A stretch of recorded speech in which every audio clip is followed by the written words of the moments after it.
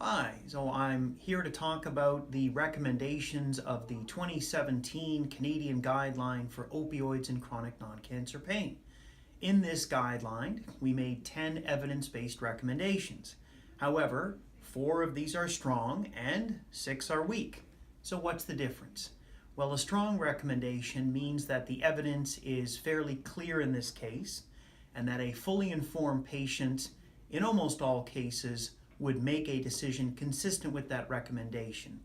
In other words, it is a one-size-fits-all type recommendation. For example, a patient with chronic non-cancer pain should be optimized on non-opioid therapy before they consider a trial of opioids. This is because there are lots of competing therapies that demonstrate similar benefits for most patients, but with a lower risk of harms. A weak recommendation, on the other hand, either means that we have not very high quality evidence to underlie the recommendation, or the benefits and harms are fairly close. And in this case, it is not a one-size-fits-all.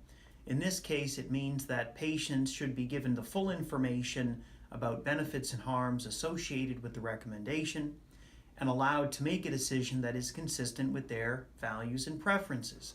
So a weak recommendation means that the majority of informed patients would likely make a decision consistent with that recommendation, but an appreciable minority would not.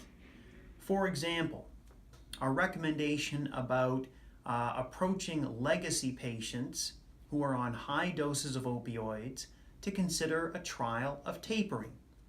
Well, we know that there's evidence from low-quality observational studies that suggest a possible benefit.